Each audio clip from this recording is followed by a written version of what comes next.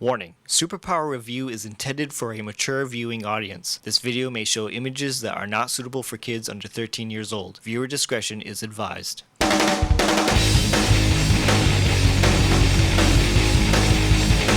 Hey, what's going on, everybody? It's Ken Vidini here for Superpower Review, and thank you so much for joining me on today's video. On today's video, we are giving Batman the Three Jokers book number 2 a review. I am not alone today. I'm joined by my good friends James and Mikey from Mj Comix. What's up, guys? How you doing? Hi. So before we get into today's discussion, I want to remind you guys to please smash that like button if you like today's content, and don't forget to subscribe for future content and to possibly win a free slab once the channel reaches 2,000 subscribers. So guys, let's get into this issue, huh? Because I don't know how you guys are feeling particularly about this story or about this issue in general, but I don't know what this whole story seems like a mess. And what do you guys think about it personally? I'm massively confused. I'm desperate what is actually going on. I think you're confused and I'm confused being new to the DC universe. What is going on? So, you know, I thought that in this book, we were going to get more clarity of what this story actually was supposed to be, but yeah. I feel more confused reading this story than book number 1. It's true. Yeah, it hasn't answered any questions. It's actually just provided more questions, hasn't it? Yeah, it didn't turn the way we thought number 2 was going to go. Because we thought obviously it was going to be, you know, the Barbara's test. It was going to be wanting to see what her breaking point was, and maybe seeing if she kills the second Joker. But it hasn't even turned out to be anything like that, to be fair, has it? Right. This whole thing was a little bit confusing. You know, it took me 2 times to read this book. The intro seemed a little bit odd to me about, you know, Joker coming down and sitting with his family. And it was until the second time I read it that I understood that this is his family if, you know, if they were still around. You know, Johnny is his kid if he was actually born, and then we see his wife. And it's sort of a Killing Joke homage because you see him eating octopus in this story, as you do see him eating octopus and the Killing Joke. So there's a lot of Killing Joke references, but again, that kind of went like right over my head, and like I didn't get it right away. What did you guys think about that? Yeah, it was definitely a callback to the Killing Joke, especially with the octopus, and it is as if though his life has continued on, you know, in his head. I don't know if that's supposed to throw us off the whole reveal that he was just around the table with like a teddy bear and he was eating like cat food. But I don't know if it's like we're being led down the line that that's not a flashback. It's not, you know, it's just all in his head, and that we are seeing what it is as it is. Yeah. I don't know. It's a bit of a strange. I mean, it could be like a sort of like a psychological thing, you know, that maybe that's a little piece of him that is sort of human, where he wants to have a family. I don't know, Mike, what did you think about it? I was just confused by it all. I didn't know where it actually sat in the actual. Whether it actually belonged in this particular story. I was confused. I only knew it was related because he said, well, you wanted to include the Batman and you now have left him the clues. And obviously, like, you know, a couple of pages later, you start to see where they leave the clues. But it was literally just over my head on that bit. Okay. And then there's like this whole crime scene in this story too, where, you know, a crooked judge has his dogs intoxicated with the Joker toxins. He's been intoxicated with the Joker toxins. He's been killed by his dogs. He's been mauled.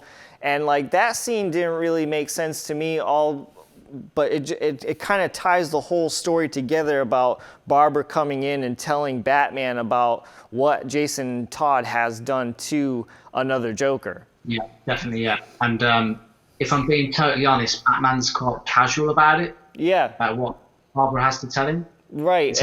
It seems a little out of character a little bit, no? Yeah, definitely, yeah. Yeah, 100%. It's Batman would be disgusted that Dick has taken a life, especially as someone, you know, as important as the Joker.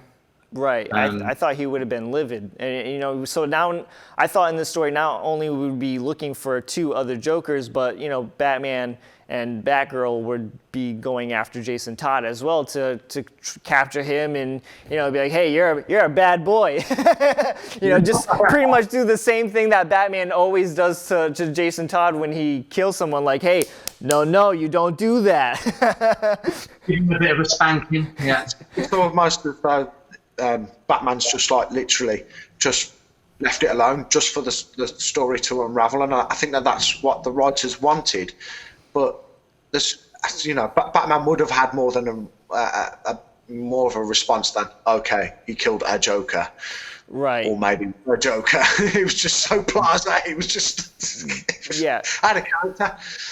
I mean, another thing that was important to that crime scene as well is that the fingerprints that were found in that crime scene were the fingerprints of Joe Chill, which is the murderer of Bruce's parents. That was another pretty big part. And we see Batman going off to go pay a visit to Joe Chill, and we find out that Joe Chill has stage 4 cancer, and he's not looking too hot, if I might add. But there was a part in there where you see Batman going to Joe Chill's cell, and he kind of breaks down a little bit. And this kind of goes to show you that Batman, as tough and badass as he is, when it comes to facing the murderer of his parents, he chokes up a little bit. And you kind of see that little boy in him a little bit, no? Yeah. Yeah, definitely. He actually kind of chokes up, doesn't he, as he's saying, you know who I am. Right. Yeah. He definitely wasn't prepared to go and visit Joe Chill, to be fair. And another part in this book, we see Jason Todd kind of going off on his own like he always do. He's kind of that rogue character. He finds this abandoned pool, and we see pretty much all these people in this pool, and they're infected with the Joker toxin. This was another thing that went by me pretty fast, and it took you, James, when we were talking off camera, that pretty much explained it a little bit better. And this scene is just pretty much the Jokers trying to redo what has happened with the Joker before, you know, putting people in a tank with this toxins and recreating the Joker. Yeah, that's what it seems to be like. He's trying to perfect what made the original Joker, or, you know, what made these 3 Jokers.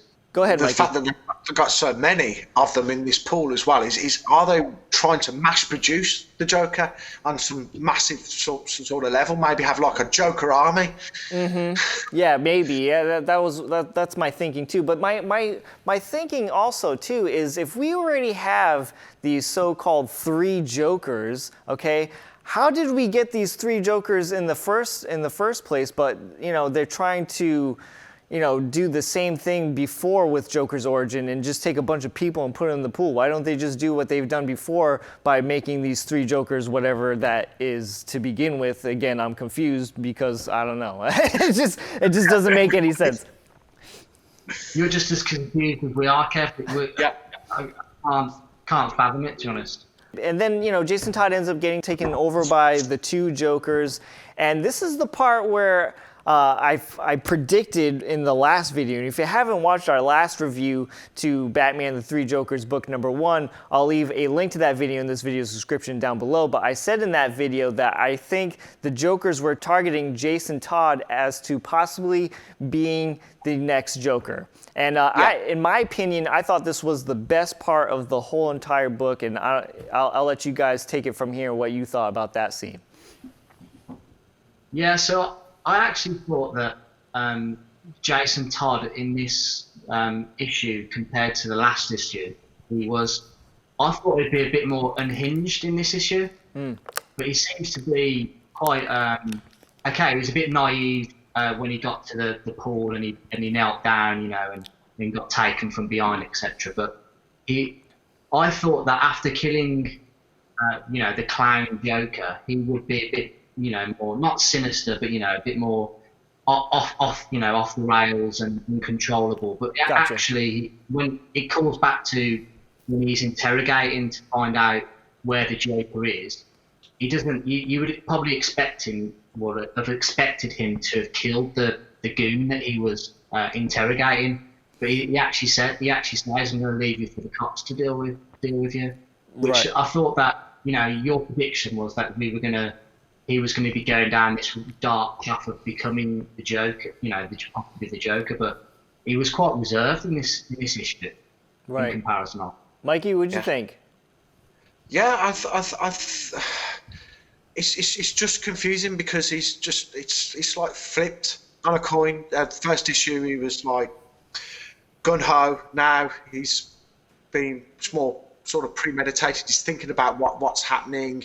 Apart from when he went to the swimming pool, obviously, because like who just thinks, oh, it's okay to breathe. I'm just going to rest here. But and again, that to me was just maybe some little sloppy writing by the the writers, but.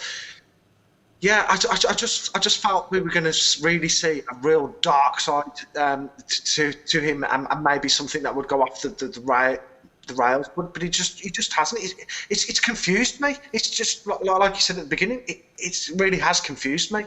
Right. So my whole thinking was that, when I thought that I was kind of on the right trail of the Joker's targeting Jason Todd, I was like, okay, now we have a story here. Now I can buy this. I still don't buy the whole three Jokers part and why there's still three of them. I'm still perplexed by that. But I was like, okay, now we have a story here. Now I get what they're going after. This is cool now. Okay, now I can really side for this. But then it sort of gets taken away really soon, in my opinion, because one of the Jokers says, after saying, hey, you're not too far away from being like us, but then all of a sudden, but you're not the next Joker. And I was like, wait, what? And then the other Joker, the one that has the crowbar, is the initial Joker that killed off Jason Todd in this story. I think in the previous issue, Jason assumed that the clown one was the one that killed him. Right. But and then we see in this one that it's clear that this is the Joker that killed him off.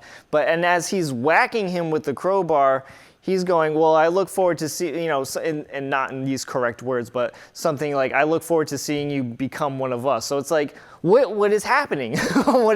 Is he targeted to be the next the next Joker, or is he not? What's happening here? So again, it's just that whole. It's like, what is going on? Again, I feel more confused in this story than I have felt in the first issue. Guys, what do you think? Yeah, it's like you say. It's kind of like being swept under the rug, and that we heard the criminal Joker say, you're not.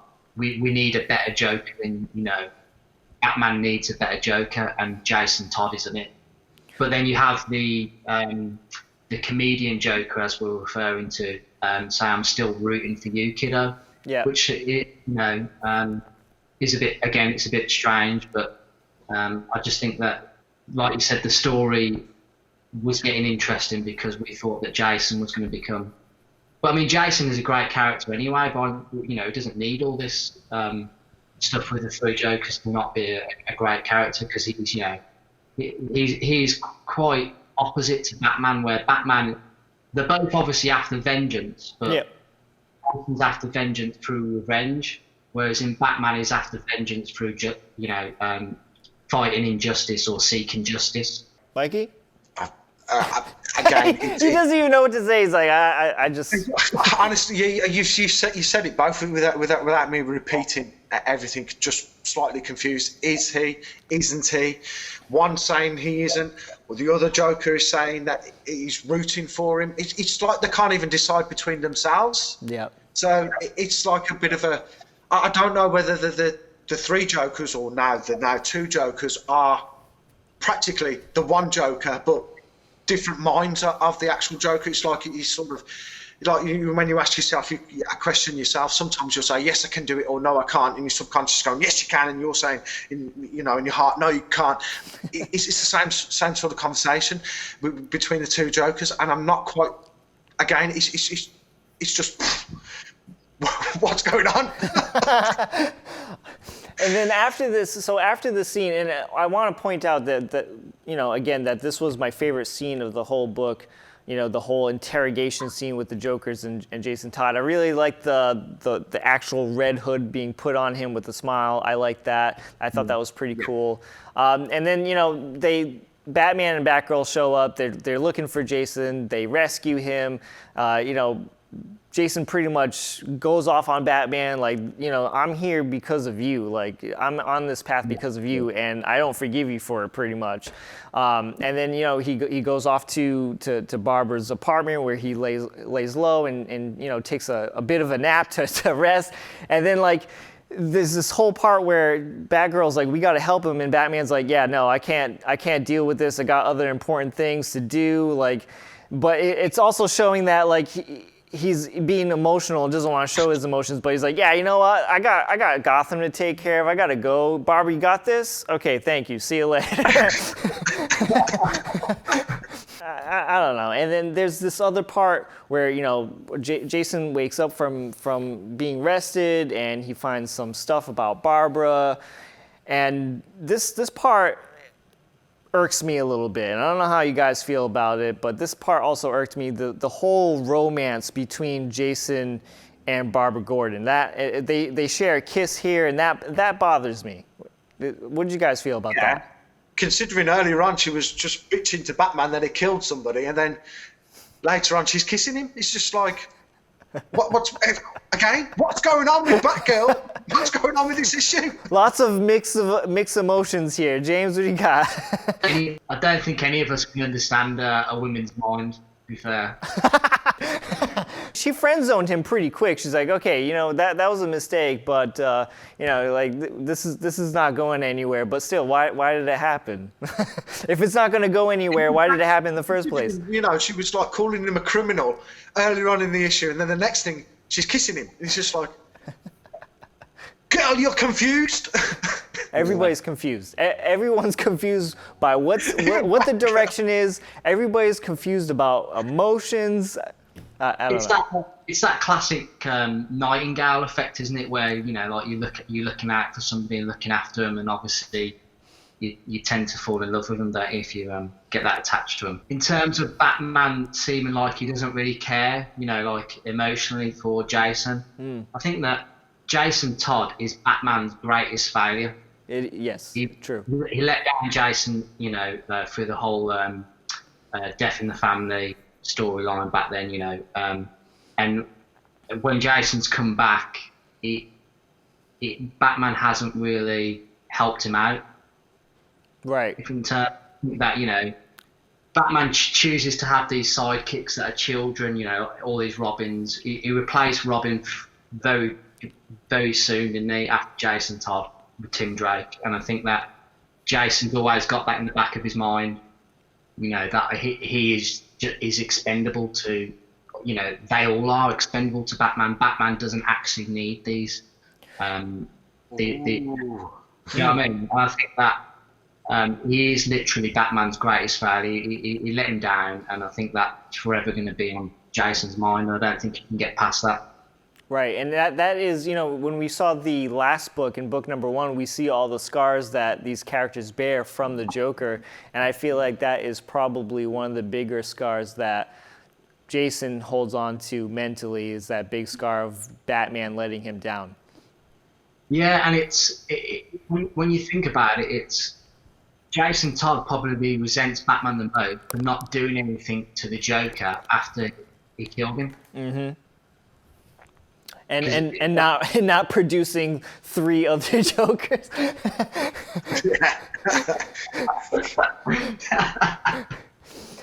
And then, so the other part of this book, and we're getting to the end, and then we'll finish breaking down this book, and we get into the reviews and likes and dislikes, and I think we made it clear already. But the last part of it, that we're getting a different origin story again. Jeff Johns continues to change up the whole Batman mythos, and it looks like we potentially could be getting a different origin story of Joe Chill killing the Waynes. Well, why? Yeah. Why? Yeah. Why are we changing this again? So there's going to be a whole different. We're changing Batman's origin story. We're changing the way that Joe Chill had a reason to kill the Waynes.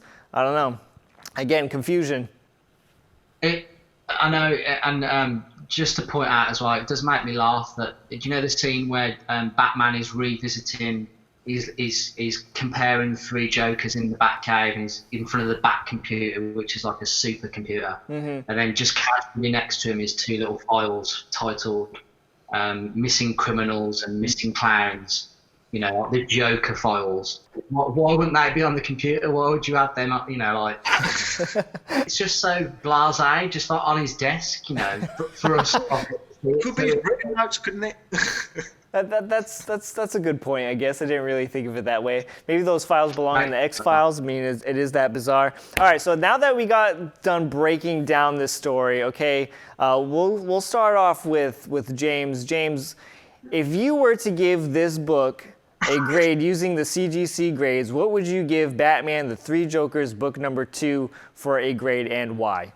It's really tough.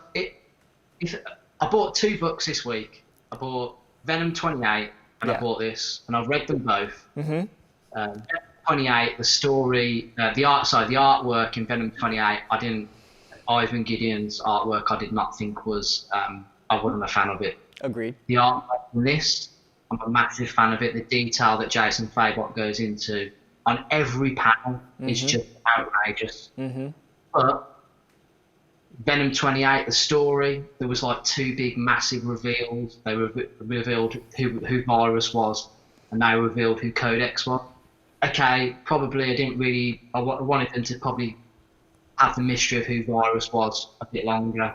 But in this story, they haven't revealed very much, and it's really let down by the story. So if it wasn't for the artwork, it'd be getting a lot lower, but I'm going to go for about a 7.5.